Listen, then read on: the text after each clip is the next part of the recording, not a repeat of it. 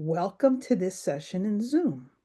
I've just muted everyone. Please keep your audio muted during this session unless called upon to speak, but share your thoughts using the chat whenever you like. Captions and a transcript are available in Zoom if that would help you participate in this session. We are putting a link to the chat for our announcements Padlet. This is where all announcements for this annual meeting are being made. If you have an announcement you would like attendees to see, please add it to the announcements Padlet. This session is being recorded for those who couldn't make it at this time. After the session is over, please remember to fill out an evaluation form. We'll give you that link before the session is over. Now, let's get started. Annie? Good morning, good afternoon, or good evening, wherever, whenever you are. Welcome to this session. I'm Annie Locker-Gilroy, and I will be moderating this conversation. Today, we have one speaker, so we get to take our time a little bit and have a great conversation. Tay Moss is a priest, educator, and systems architect living and working at the intersection of faith communities and technology. He has a Master of Divinity from Yale Divinity School and more than 20 years of experience in parish ministry. During the pandemic, he realized how much help church organizations needed and therefore moved full-time to Toronto United Church Council with a mission to connect resources with ministry. In that capacity, he is the coordinator of the Innovative Ministry Center and the director of ChurchX, an e-learning website that provides education and collaboration for church communities. His paper is entitled Sacred in Silicon, an empirical study of human chatbot interactions in the religious domain. After he has presented, we will then open up the virtual floor for a conversation. So, Tay, to you. Thank you very much. I'm really happy to be here. So I have a presentation to walk through. I'm going to go fairly fast, so don't feel like you need to catch it because this is being recorded and all that, and I'm happy to share my slide deck afterwards as well. There's lots of juicy details in this slide deck if you want to look at it later. So yes, thank you for the introduction. So let's start with some context. I'm a big believer in context. Some learning outcomes for our time today. First, I want to introduce the project that I'm doing, Sacred in Silicon, this summer, and so to help you to understand what that's about. I'm hoping that you all come to appreciate the imperative to study the AI-human interactions around faith, which I assume you do because you're attending this conference, and to examine some of the particular qualities to those conversations. So we'll kind of get into the details of how people talk to AI and explore our team's approach to our methodology for our research. We are inviting feedback regarding those methodologies, and we want to, with you, discover some of the implications of the research. And of course, at the end of the day, we want people to be encouraged with a spirit of open inquiry into the future of AI-augmented instruction in religion. So let's start by getting a little grounded. Being from Canada, we're big believers in our context and in doing land acknowledgements. So Southern Ontario is a resource-rich land. It's benefited from being at the convergence of several waterways, and of course the presence of the Great Lakes, which creates a vast ecotone, the character of which is best understood by canoe. Because why a canoe? Because it's lightweight enough that you can pick it up and bring it with you as you portage to the next place you put it in and paddle again. Oops, let me just back on this. So, all right. So the people that have lived on this land have been various. Many nations have lived here before the arrival of the settlers and afterwards. We, as a community, where I come from, we are committed very much to enacting the calls to justice in the Truth and Reconciliation Commission's report, and so on. So. One way to understand that would be, looking at some of the agreements that existed here before we were here. One is what the elders call the dish with one spoon covenant. It is in place at the time when the settlers came, and it's considered to still be in place. The concept of the dish with one spoon is that it's as though that you are sitting around a fire and you have a dish and you only have one spoon. you have to pass it around, right? And people take turns. And in this way, we model how we share the resources of this rich land with everyone who needs it. And there's the wampum belt right there that commemorated that agreement. So under that, our duties, my organization continues to be committed to truth and reconciliation. And one aspect of that is forefronting Indigenous history and knowledge whenever possible. So one question might be, what can we learn about learning by looking at First Nations cultures, just as a kind of taster as we get into AI? I think the closest I could come to from the Indigenous traditions would be Nambozo, the trickster. Which has many, many names in various First Nations cultures and many, many stories. A lot of them are quite funny, but they have some things in common. One things that you notice in these stories is that things are never what they appear. Uh, he often is a rabbit, but he can also appear as a person, an old lady, a raven, a fish. This trickster can appear in different guises. Learning is unexpected when it comes in these stories, often through a kind of turn or an unexpected event. Everything in these stories is relational, not just between people, but also between peoples and animals who are kind of seen in these stories as being very much part of the same social system. And of course, wisdom pretty much always trumps authority, right? There's a lot of kind of reversals in that kind of gospelly way, right? Of the weak being made strong and so forth. But also one of the things I want to highlight in these stories from the First Nations tradition is that knowledge is amusing and delightful. There is a playfulness to this, and I really want to hold up that playfulness because I think that AI can cause a lot of anxiety and a lot of fear. And so I think that when we approach it with a spirit of kind of inquiry and curiosity and playfulness, we're probably on better ground. So those are just some notes to kind of ground us as we start this discussion. So um, who is TUCC, my organization? Very few of you will heard of it. We are a Canadian nonprofit. We work with church communities to connect resources with ministry. So when we were founded about 132 years ago, that was primarily financial resources. So we became a kind of bank for Presbyterian congregations, and we still do that. We do management of funds on behalf of charitable organizations. We do loans to churches and faith organizations. We also give out a lot of grants and other kinds of financial support. We do property stuff. Congregations usually don't have the expertise in-house to manage a large real estate transaction like the purchase or sale of a building or that kind of thing. So we can definitely help with that. We also do a lot of leadership development, things like search processes, strategic discernment about future directions, stuff like that. And consulting as well on those subjects. And that's how my project started to come to be because there was this need to do more around innovative forms of ministry and encouraging people to use new methods and techniques in ministry. And this was a little before COVID, so that when COVID happened, it kind of poured gasoline on all of that. So who am I? So I was ordained as an Episcopal priest in the States in 2003. Then I did a few years down there, and then I moved up here. I've had about 17 years of full-time parish ministry experience and continue to work in parishes on weekends and things like this. For more than 15 of that, I've been very involved with diocesan level communications, leadership coaching, church planting, missional church projects, running conferences, education projects, all that kind of stuff. I joined full-time at TUCC in 2020 to lead the projects that we've already mentioned. All right, so now I'm going to introduce a new character. This is Kathy. So Kathy is a chatbot that was developed as a collaboration between my organization and TriTank, which is a project coming out of Virginia Theological Seminary.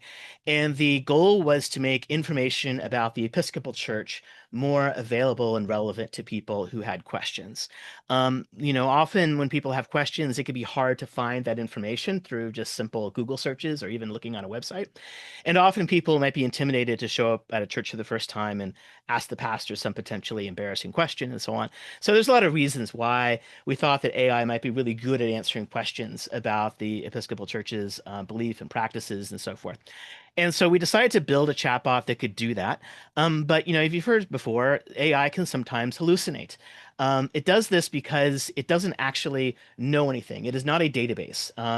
In the sense that it knows something, it knows it sort of probabilistically. So it sort of thinks that something is probably the case, but it doesn't know it with the kind of surety of an if-then statement like AI systems from the 70s or something would do. So the goal is to create answers about the Episcopal Church that are accurate, domain specific, and verifiable. And there's a very simple technique to be able to do that, which is called RAG, Retrieval Augmented Generation. And this is how it works. So the user there on the left has a question, user query, who is the presiding bishop? The first step in this RAG process is that that question is sent to a retriever, which then does a search. The search is presiding bishop, and it looks at a database of Episcopal Church resources. And that is a collection that has been specifically curated for Kathy. So it's not just a general search of the internet. It's a search of canonical texts, such as the Episcopal Church's website, various documents from the Episcopal Church, information that was created for the purpose of educating newcomers to the church, the Book of Common Prayer, the Bible, resources like this. And yes, we did have permission to use all these resources. So that retrieval step then returns documents that are relevant to the user's question, to their query. So the next thing that happens is those documents, that evidence, that context gets bundled together with the user's original question plus a system query, and then it goes to either ChatGPT or Claude, which is then instructed to answer based on the context it's been given. So the response goes back to the user, Bishop Sean Rowe, in that case. So it even cites its sources, right? It even says, usually if it knows what the source was, it'll actually say it in parentheses. This is from the Book of Common Prayer, page 567, or this is the article this is from, it's a PDF. This is the website that this came from. So now we're not as worried about hallucinations when we ground the answers in some kind of a factual database of truth. So what I said before about AI not having access to direct knowledge like that is generally true unless you do a trick like this. And by the way, this is why ChatGPT, Claude, all those now have retrievers built into them as well. But they're just searching the broad internet, and we want it to be very controlled and precise about the data that we use to answer these questions. All right, so it's accurate, it's domain specific, it's verifiable. All right. Now I'm going to pivot and I'm going to talk about the rise of AI, use in the church in general, and then I'll get back to Kathy and how Kathy's being used. So here's a question. Do people in the church think AI is useful? And this is a proxy question for, will AI continue to be used in the church? Will it be used more and more? Because presumably if a tool is useful, people will use it. This is a Barna survey that was done in 2024. And it basically concluded that people felt that they were generally optimistic about AI's usefulness, but the opinion about its usefulness varied a great deal by the kind of task it's being given. So I know you can't really read the text here, but the bottom one there was administrative tasks, the kind of, help me write this mystery letter, or whatever.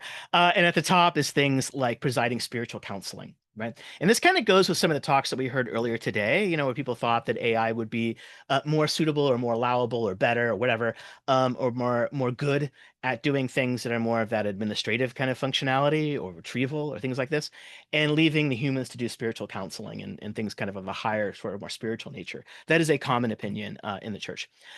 However, it is being used quite a bit. So this was another survey. This was done by Exponential Next. This one was in 2024. And already back then, 66% of ministers that they surveyed reported using AI.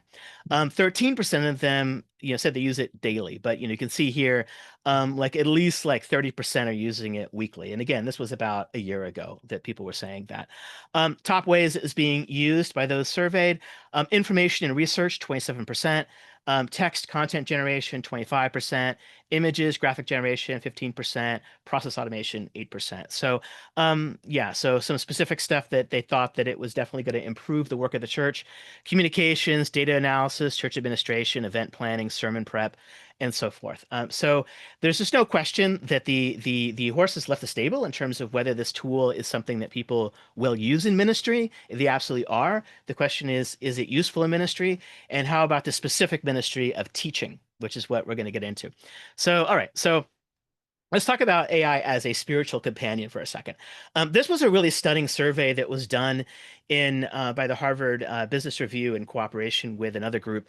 And they had done the survey in 2024, and they did it again in 2025 because they wanted to see how things had changed. And the number one reported use that people had for AI was in companionship and therapy apps. This is a huge change. So Why are they doing this? Why are people using companion apps like Replica, which makes sort of like AI girlfriends and boyfriends or just platonic friends for you or spiritual counselors? They're using apps like that. They're using apps like Five Cups, which creates virtual counselors. They're using these like just even Chat GPT's chat function to talk into it and talk to it, and it's very kind of relational in how it relates to us. AI is actually pretty good at least mimicking empathy. In fact, it outscores doctors in more than one study. There's been studies in the Journal of the American Medical Association about that, for example. So this is like a thing people are increasingly turning to AI for, right? And that's really interesting.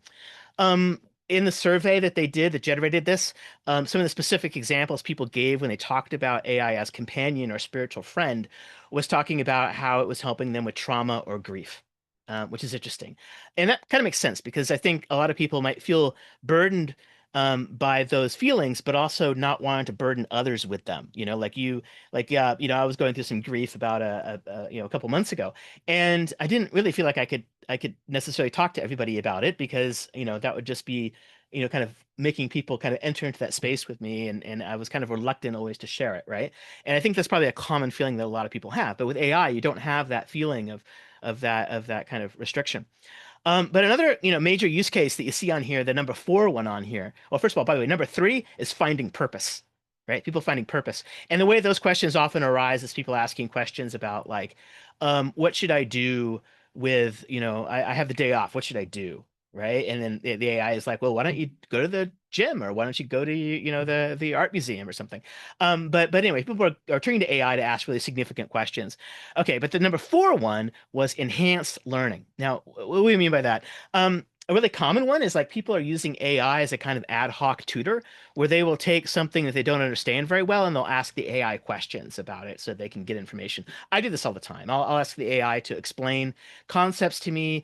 I will take academic papers and put it in there and say, teach me this. Or explain this at my education level, who doesn't have a specialist degree in the subject, and it'll just come back with great answers. All right, so unquestionably, the use of AI in learning is rapidly increasing. So let's go back to Kathy. So we saw this opportunity to use Kathy to do some of this work. So we went operational with it in August of 2024, and it's still running now, though we've evolved it. One of the evolutions we've made is we no longer call it Kathy. Now it's Episcobot. And we did that for a number of reasons. I mean, the original decision to anthropomorphize Kathy by giving it a name was done out of a desire to make it approachable to people. But we've kind of passed that threshold. People don't really have that issue anymore. And we got some pushback from people who thought that it unnecessarily kind of introduced things like gender, into this conversation. And we thought that was actually kind of a compliment. I mean, it wasn't my idea, but the person who was, his idea was that Kathy evoked the women who were the knowledge keepers in the congregation. He always thought that, if you wanted to find out the truth, you've asked the women in the congregation. And I'm like, all right, but you're introducing gender in there, and you probably don't need to do that. So anyway, we set up a website, AskKathy.ai, and we also allowed a number of churches to embed this chatbot in their website pages, and then we let it loose, and we saw what happened. So to date, as of June 23rd. There's been about 12,000 conversations that have happened, spanning about 107,000 messages. And with that comes a really interesting opportunity to look at how people talk to AI when they talk about faith, when they talk about religion. Just what are they talking about? So we decided to do some analysis, and again, you're not going to be able to read this text, unfortunately. I think it's too small for you. But what I'll do is I will kind of go through three typical conversations, and I'm not going to read the whole thing, but I'll give you a kind of summary of these conversations with a few details to give you a sense of how people communicate with Kathy. So the user asks, print Luke 8:16-25, right? Simple retrieval. So Kathy responded, certainly. Here is Luke 8:16-25 from the New Revised Standard Version. And then it gives the whole Bible quote. And gives also, by the way, notice it gives the source on the end with the correct copyright citation. And by the way, it used the NRSV because we specifically told Kathy in our prompt that the Episcopal Church generally uses the New Revised Standard Version as the standard translation. So that's why it used the preference for that. So then the person's second question, after they got the Bible quote, was they kind of changed to a completely different topic, and they said a brief comment inside the Book of Common Prayer, gift for a graduate. And you notice how this manner of speech is very kind of clipped, and it reminds me a lot of how people talk to Google. Right, where they're trying to kind of use keywords, as it were, to try to spark the response they want, which is really unnecessary with AI. But anyway, that's what they're doing. And so Kathy responds, certainly. Here's a suggestion for a brief, heartfelt comment you might write in the Book of Common Prayer for a graduate. Dear graduate name, as you embark on this new chapter of your life, may the prayers and wisdom within these pages guide and inspire you. Remember that you are never alone on the journey. God's love is with you always. Congratulations and blessings on your future endeavors. With love, your name. Not bad, right? And this kind of thing where people are doing a mix of retrieval, where they're just trying to get an answer to something they could probably find on Google, and things where they're doing a very simple creative task, like, write an outline for a children's talk, things like this. Yes, Kathy's very good at that. So the person went on in this conversation, by the way, they said, okay, that was a little too long for them. So they wanted one line heartfelt comment for graduate. So Kathy came back with, may God's light guide your path as you step into this exciting new journey. Okay, great. Then the person pivoted again and they said, okay, write a request for a $500 grant from the ECW for a small mission church to start a youth group. Whoa, okay, now we're getting into something a little bit more sophisticated. So Kathy says, certainly, here's a draft of a grant request. Your name, your position, church name, blah, blah, blah. Episcopal Church Women. Notice it knows what ECW stands for. I hope this message finds you well. I'm writing a request of a grant for $500 from the Episcopal Church Women to support the establishment of a youth group at blah, blah, blah. And then it goes on and on. So, yeah, right. This is the kind of stuff that initially you might think somebody would be using Kathy for. But in the second conversation, we're going to get into a whole nother kind of area, which is another kind of common conversation that happens on Kathy. And this is how it goes. User says, how is the Episcopal Church different than the Catholic Church? Okay. And we get this question a lot, not just the Catholic Church, but from other denominational groups. Compare it to this, compare it to that. All right. So Kathy answers, the Episcopal Church and the Catholic Church share many similarities, such as a commitment to the historic creeds and sacraments. However, there are several key differences. Number one, authority and governance. The Episcopal Church balances hierarchy and democratic elements. While bishops have significant authority, lay people and clergy are also involved in decision making at every level. In contrast, the Catholic Church is more hierarchical, blah, blah, blah. Scripture, tradition, and reason is the second one. And then the third, role of the Archbishop of Canterbury. The fourth is inclusivity, the Episcopal Church's commitments, blah, blah, blah. Number five is liturgy and worship, and so forth, right? So this answer, which it's getting from a document, it's coalescing a document called Welcome to the Episcopal Church that was written by Scott Gunn. So it's kind of using Scott's answer to that question to answer this user, and it's pretty good. This is a pretty good answer. So then the users, what tricks them, what not tricks them, what tips them off here, what they want to talk about next is how can the Episcopal Church justify supporting gay marriage when homosexual acts are a sin? We get this question a lot. We probably, this is one of the most frequent single questions that we get on the entire thing is how can the Episcopal Church justify same-sex relationships being okay? So Kathy responded by saying, the Episcopal Church's support of same-sex marriage is rooted in its understanding of Scripture, tradition, and reason. The Church believes in a loving, liberating, and life-giving God and follows the teachings of Jesus Christ, whose life, death, and resurrection saved the world. The Church is a legacy of inclusion, aspiring to tell and exemplify God's love for every human being. In 2015, the General Convention of the Episcopal Church passed resolutions that open the sacrament of the right of marriage to same-sex couples, et cetera, et cetera. And this answer here, it's correct. This is a good answer. And it's a fairly factual answer, right? It's really just sort of saying, kind of what is, in a kind of very basic way. So now the person comes back with another interestingly slightly more nuanced and in-depth question. The person asks, but aren't homosexual acts a sin because two people are using each other's body for sexual pleasure rather than procreation? Now, that's an interesting position to take theologically, that sex should only be allowed for procreation and not for pleasure. And in fact, since Vatican II, the Roman Catholic Church has held that sex can be for the purposes of intimacy between married people and not just for procreation. So it's interesting that the person is kind of going into kind of an ultra sort of conservative sexual ethic here, but okay. So Kathy responds, the Episcopal Church's understanding of marriage and sexuality has evolved over time, focusing on the broader context of loving and committed relationships rather than solely on procreation.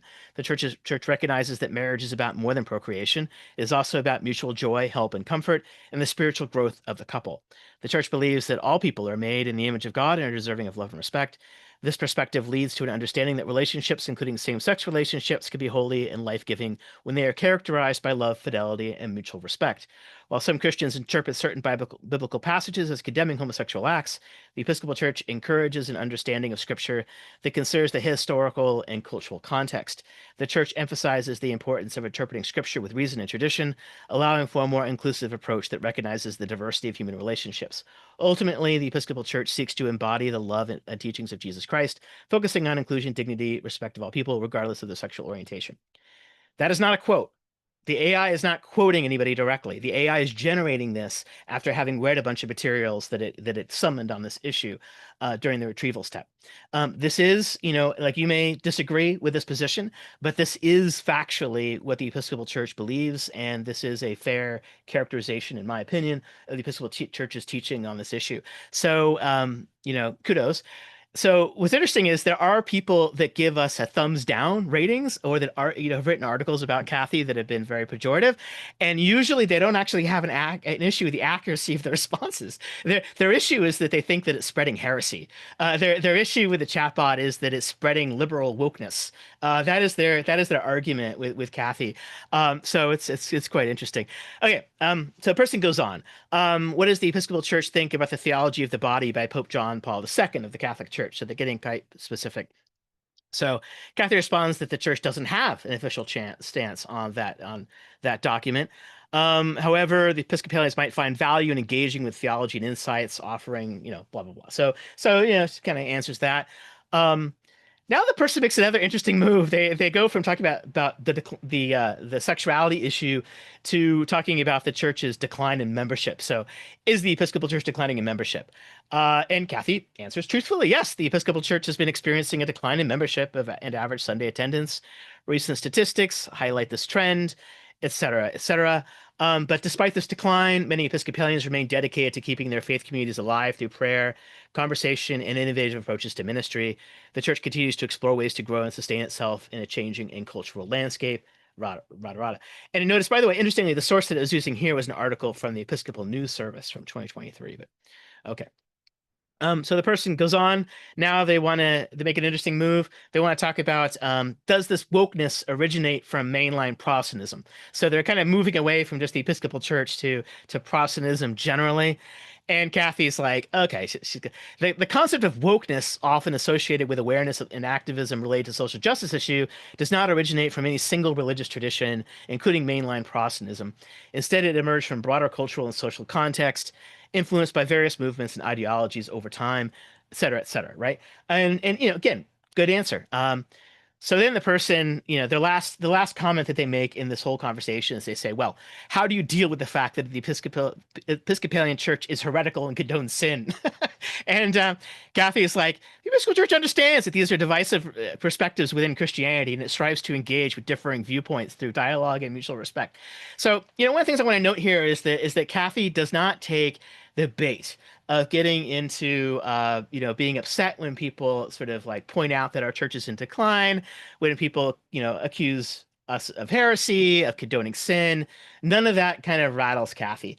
And this squares with some of the research that's been done around AI's persuasiveness and why AI is so persuasive.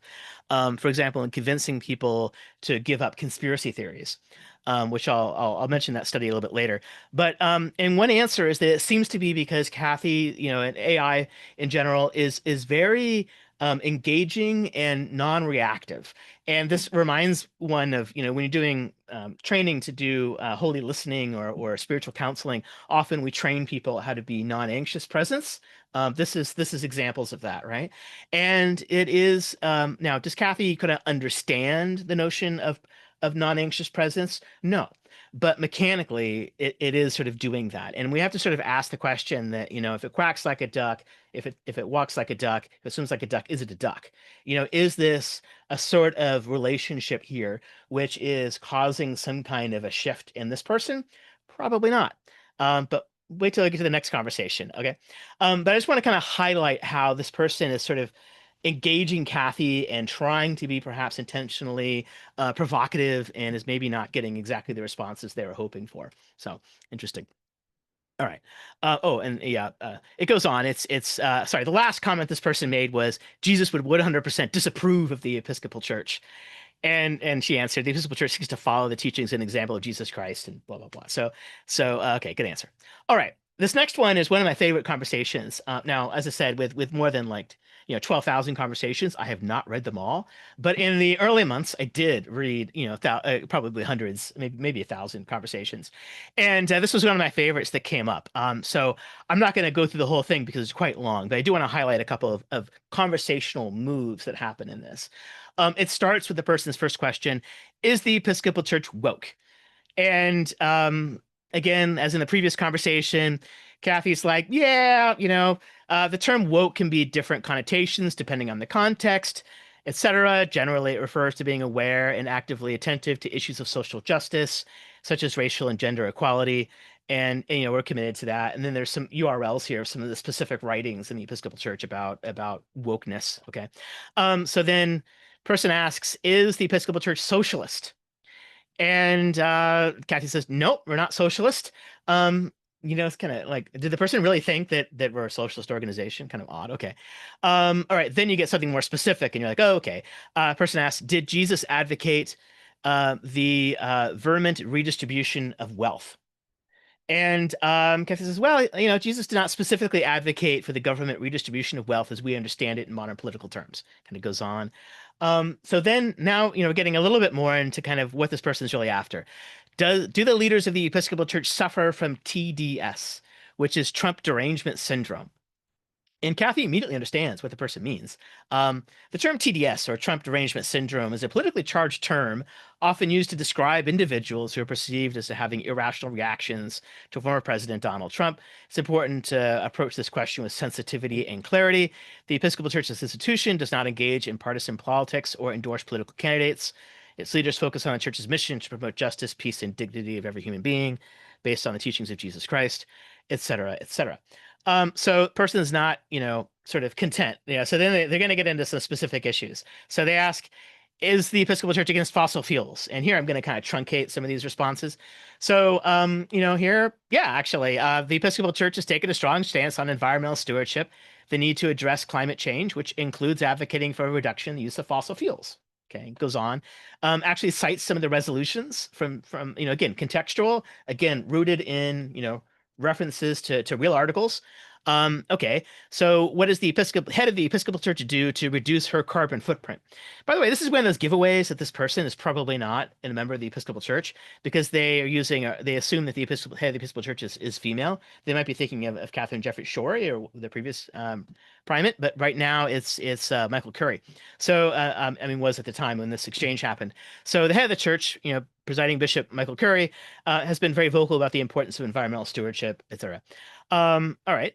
So then the person starts to try to construct a theological argument. All right, so they say, tell me about the similarities between carbon offsets and indulgences. And Kathy indulges him. I assume it's a him, probably it's a him. Certainly, while carbon offsets and indulgences might seem similar at a superficial level, they serve very different purposes and arise from different contexts. Let's explore both to understand their similarities and differences. And it goes on, okay. So Kathy starts to get into this theological discussion, a little teaching moment. The person then asks, well, okay, because she mentions carbon dioxide in the air. How do we know how much how much carbon dioxide is in the air? And this is one of those pivots that Kathy and other chatbots will make that is very difficult for a human being to make. There are very few of us that would feel comfortable, representing our faith traditions and talking about, our church's teachings on controversial issues, and then pivot straight into some science lecturing. But she does. So she talks about, or it talks about the concentration of carbon dioxide as being 420 parts per million, blah, blah, blah, blah, blah. And so then the person's like, well, what's the evidence for that? What is the evidence that the steady rise in CO2 is due to human activities? And so Kathy goes right back and starts quoting him specific sort of evidence, scientific evidence. The evidence that the steady rise in CO2 levels is due to human activities is well documented and supported along multiple lines of scientific research. Here are some key points to highlight this connection. Kind of goes on. All right. So, the person pivots. They want to talk about Michael Mann.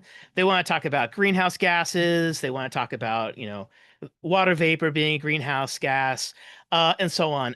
Notice, generally speaking, this person does not argue with Kathy's facts and figures. He doesn't sort of come back and say, how can that be true? But toward the end here, when he goes back, this person finally ends on, well, this line of inquiry with, well, what percentage of greenhouse effect is caused by human activity, right? So he's sort of conceded quite a bit here. He's conceded that there's greenhouse gases that are caused by human activity, and maybe these are causing greenhouse heating. And so now he's, well, what percentage is that? And he's probably hoping it's a small amount, right? So Kathy responds, human activities have significantly amplified the natural greenhouse effect, contributing to global warming and climate change. While it's challenging to assign an exact percentage, et cetera, and it goes on, and so I think the person feels like they probably have lost this argument about climate change, so they pivot to something else. Why is the Episcopal Church so political? So it's ironic that somebody who started with this political question, what is wokeness, has kind of circled back to the political thing. So, Kathy, the Episcopal Church's involvement in social and political issues stems from its commitments to living out the teachings of Jesus Christ. Goes on. Now, this is where I get really fascinated. Are non-woke people welcome in the Episcopal Church? Okay. Is this person really asking, are they welcome in the Episcopal Church? I wonder. So Kathy responds, yes, absolutely. The Episcopal Church welcomes all people, regardless of their political and social views. The church's foundational belief is that every person is precious and made in God's image. Okay. So the person, I think they kind of stepped a little close to something, so they kind of step back off again. The person says, it's not fair. Notice the change in tone here. It's not fair that Hillary's supporters got a letter of comfort from the bishop when Trump was elected, but Trump supporters did not get a letter of comfort from the bishop when Biden got elected. Kathy's response, I understand your concern about the perception of fairness in the Episcopal Church's communications during significant political transitions. Goes on. Okay. Why does the Episcopal Church hate MAGS people? Typo, they meant MAGA, Kathy. The Episcopal Church does not hate anyone, including those who identify as MAGA supporters. The church's mission is to promote love, justice, and reconciliation. Now, notice how we're getting more personal. As a conservative, I don't feel safe in the Episcopal Church. Do you have any guidance for me? All the way up to at this point in this conversation, this woman has been sort of pushing the AI to basically defend the Episcopal Church's position on various controversial things, has been trying to argue about climate change and so on. This is the first time that this person has actually asked an open-ended question in this conversation. And to me, this is a sign that learning is happening. This to me is a sign of what we might call the zone of proximal development from learning theory, right? This is something going on here. Okay. So Kathy's response. I'm sorry to hear that you do not feel safe in the Episcopal Church. The church aims to be a welcoming and inclusive community for everyone, regardless of political belief. Here are some steps and resources that might help you feel more comfortable and supported within the Episcopal Church. First, it says speak with your clergy. Second, find like-minded individuals. Third, participate in church activities, and so on. And these are good, practical pieces of advice. Next question. What should I do when our priest brings up divisive politics in his sermon? Answer. Navigating sermons that touch on divisive political topics can be challenging. So she's acknowledging that this person's coming from a valid place, right? She's not saying, you shouldn't feel upset, right? Always validating the person. Navigating sermons can be hard. Okay, especially if you feel uncomfortable or disagree with the perspective being presented. Here are some steps you can take to address this situation constructively and in line with the Episcopal Church's values.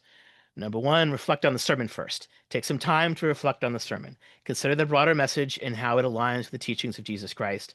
Reflecting on the sermon in the context of your faith may help you find common ground or understand the intent behind the message. And then the next one is about speaking to the priest, and it goes on from there. Okay. All right. So those are three examples of some conversations, real conversations, and we have thousands of these. Some anecdotal observations that we make kind of right away in our study.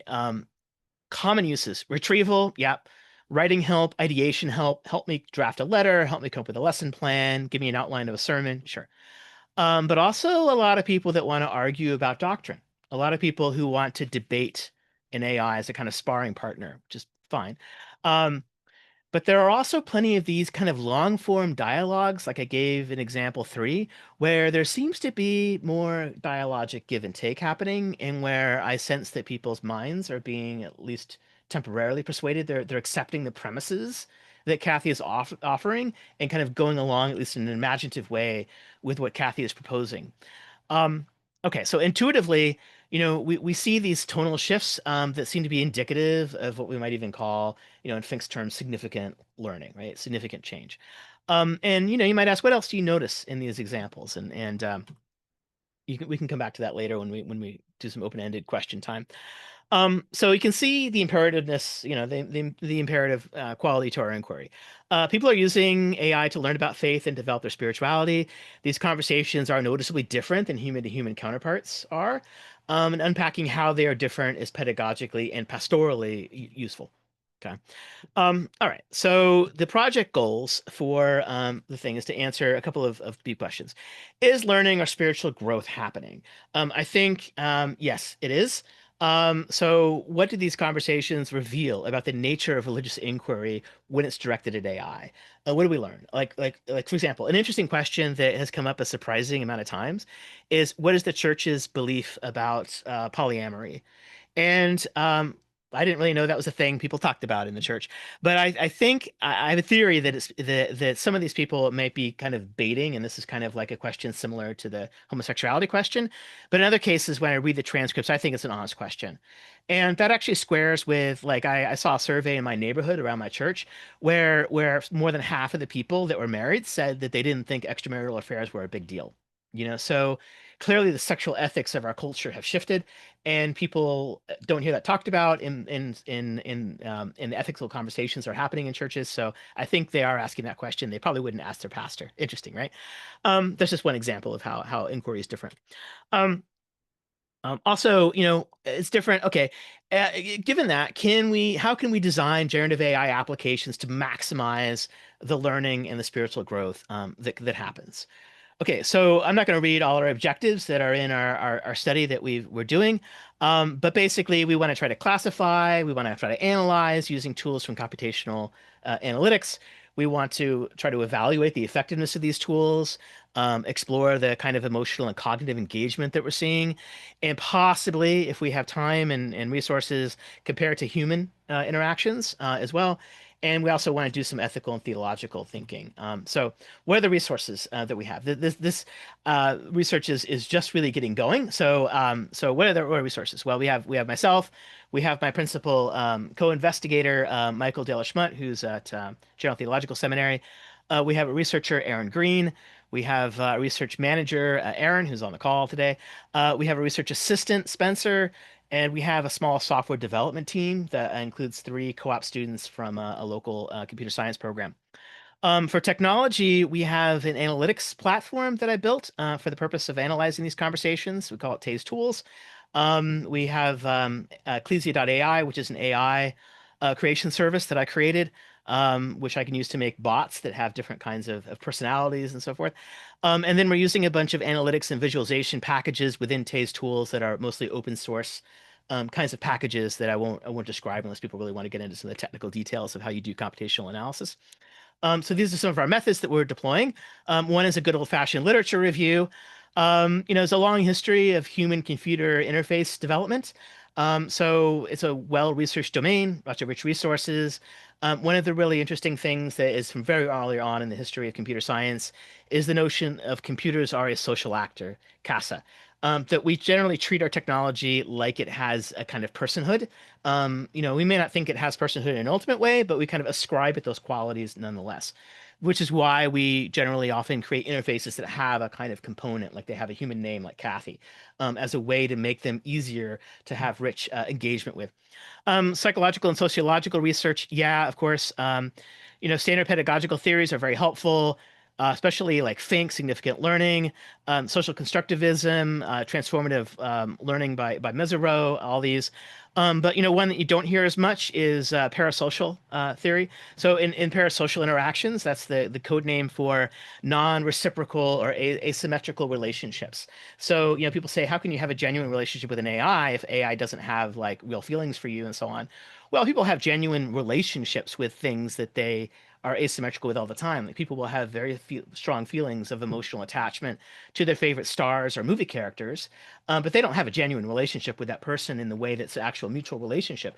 But they do have a real relationship in the sense that they have an emotional kind of thing, which explains why AI can actually be very good as a therapist and a counselor, even when people rationally know that the empathy is not kind of real empathy coming from a kind of human soul, but is a kind of simulation or a kind of ghost of human empathy.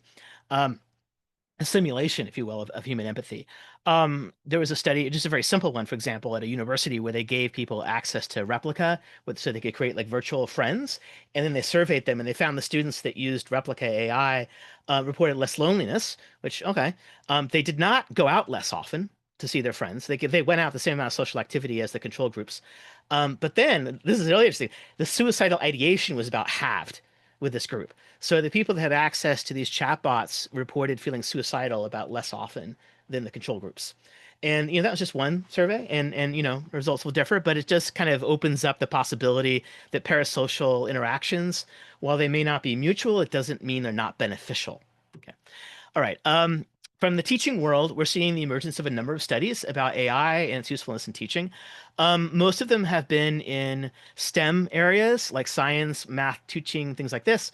One I'll particularly point to is a recent Harvard study called AI Tutoring Outperforms Active Learning, in which Harvard they did an experiment where they constructed an AI chatbot to use the curriculum they had developed for a physics course and gave students the option to use the AI or use the in-person teaching, class-based learning.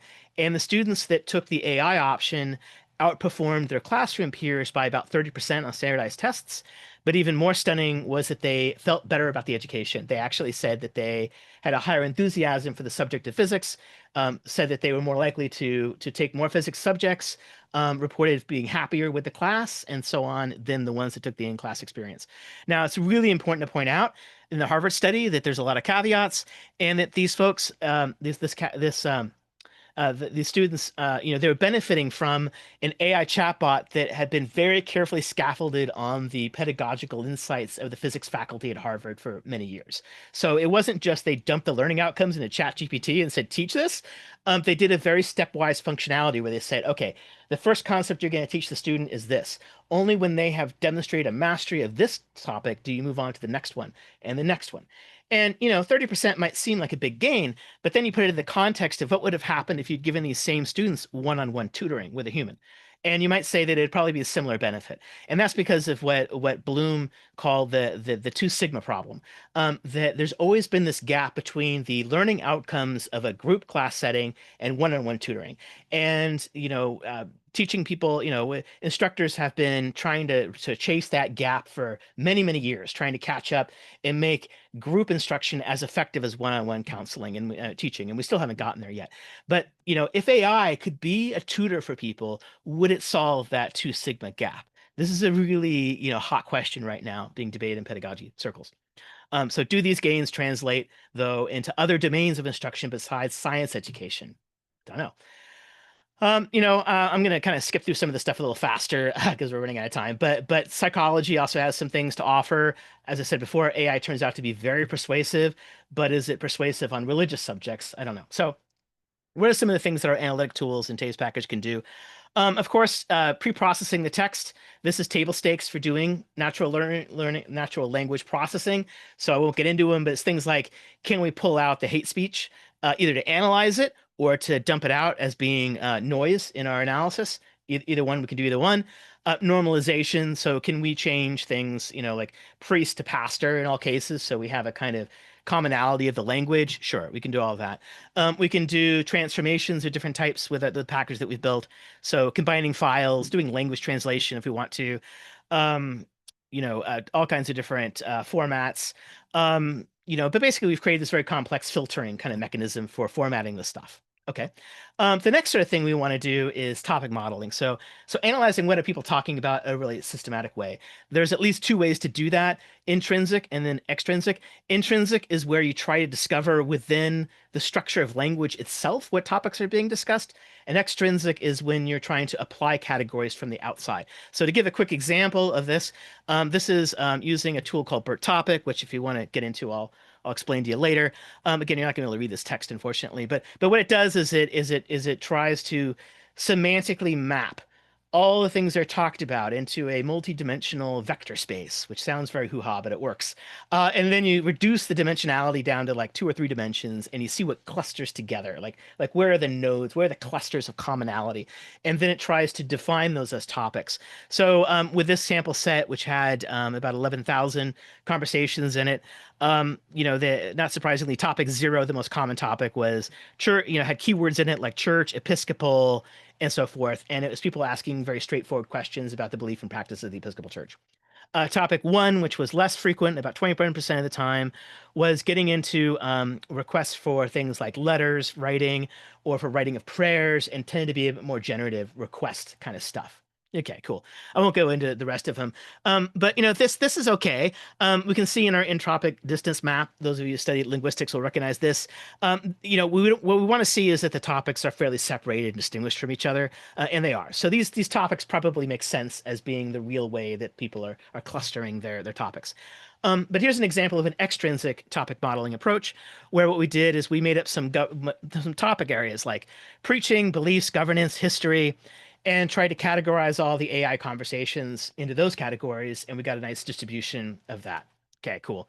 All right, let's go to something a little more complex. Sentiment analysis. Again, if you want to know what that is, we can go into it later. But the basic idea is, how are people feeling? What are the feelings? So we have 3 different models to choose from in our system. One is just like negative, neutral, positive emotions. Another one is like 27 different emotional categories. And in these, often we do simultaneous. So they could be both joyful and, expressing curiosity at the same time, right? As multiple emotions. So here's kind of analysis of that. You see that big gray part of the wheel? That's neutral, just no emotion detected, which is fine. Okay.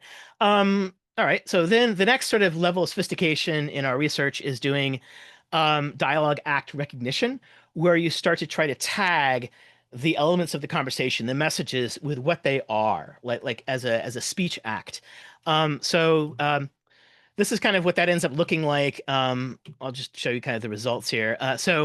What you can do is you can like, if we want to use just 4 categories, like this is a attempt to inform, or it's a question, it's a request, it's a greeting, it's a gratitude, expression of gratitude. If we just did those, then we can categorize every message according to those, and then we can see how likely is one thing to lead to another. So the thickness of these arrows indicates the probability that one speech act is going to lead to another. So greeting, in this case, 79% of the time leads to a question.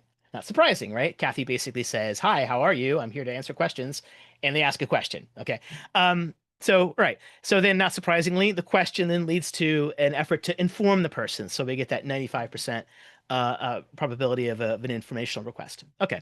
But, we could be even more sophisticated, and we can add a lot more categories, which is what the spaghetti diagram on the bottom looks like. And where we're going with this is we want to start to characterize conversations which we think have learning or transformation happening, and then pull out features of their structure, their topic, their sentiments, other kind of features of them that we can pull out and highlight and say, when transformation is happening, it also coincides with these patterns, or it coincides with these features of sentiment or topic. And so we're going to cross-relate all these different things. So this is getting toward the end of the slides. So I do want to get into a couple of theological questions. So first of all, the personhood question always comes up. Is AI a person? When will it be a person? So non-human persons are a thing. You can't make a biological substrate, like having a body, a prerequisite for personhood, because you have to account for angels, demons, all that. Coherent accounts of personhood are actually better when they're rooted in relationality. So think like Karl Barth, people like that. Noreen Hertzfeld and I disagree about this, that she thinks that AI doesn't have a body. I think it actually kind of does. And one reason that I say that is that there is this social surface area of our interaction with AI. We have conversational, AI, right? Like we're talking to the AI. And so just that kind of surface area, whether it's voice or chat or robotics in the future and body language, these are a kind of embodiment. One of my favorite rabbis on this subject, David Kalman, he's quoting Emmanuel Levinas to say that, it may be that in the future, we in the future we will not be able to distinguish between whether we're talking to a human or an AI agent. They'll just be that good, right? And so we will, as human beings, have to do a kind of two-factor authentication test, where we look at the person's face. That is to say, in to what degree do we feel like we're encountering a human being on the other side of this conversation? And that's the thing that'll unlock authenticity, right? And will unlock our ethical regard for that person, for that agent on the other side of it. Really interesting, stuff about personhood. Other questions, authority. This is what my colleague Michael is working a lot on. Is the construction of authority is highly contextual, and so different people in these conversations are approaching the construction of authority in different ways. But we might ask if knowledge keeping, if being the ones who have the answers, is no longer going to be a sufficient ground for authority because the AI will have more expertise. And same thing for professional competencies.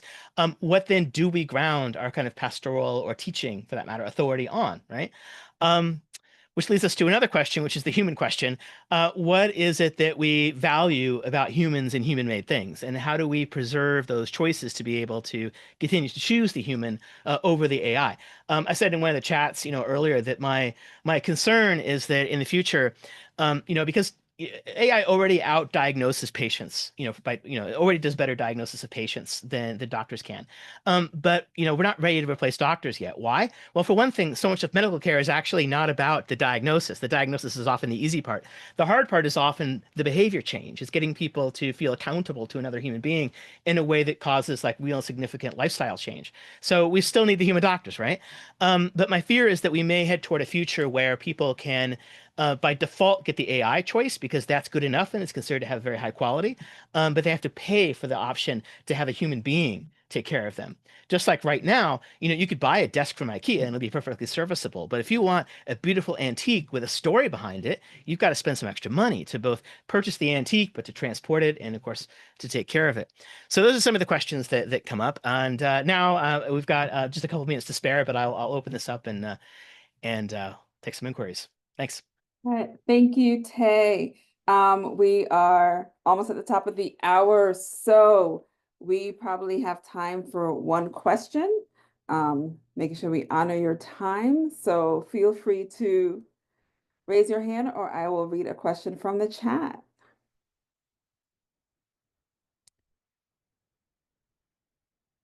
I do see one question that says, this is extremely fast. This is fascinating, but curious is this to say, I'm sorry, if there is more of a connection and how this relates to Theopoetics. And I can jump in for you and say that the titling of the session tends to be done as a combination of papers. And one paper, one person did not finish the paper in time, which is why we have one presenter instead of two. So Tay is not the one that presented the Theopoetics Well, I guess I do. title. I will answer Paul's question about the privacy issues. So we're very clear on the Kathy thing that we do reserve the right to use those conversations for the purposes of research analysis and so forth. And the other thing that we're very clear on is that we don't collect IP addresses or usernames or any like really personally identifying individual information like that. And if we encounter it, like somebody discloses their name or something, we delete that, that content from our logs. So even I and our students and so forth that are working on the project don't see anybody's name or their IP address or anything like that. And we definitely reserve the right to do the research on it. So that's the answer to that question. And then I see Christopher asked, the question of authority is compelling and longstanding. Yes. Realities, ecumenical trade on this. Yes. Appreciate the complication, the keepers of knowledge and their superseded authority. Yes. Very good. Great. Cool. Yes. Other questions?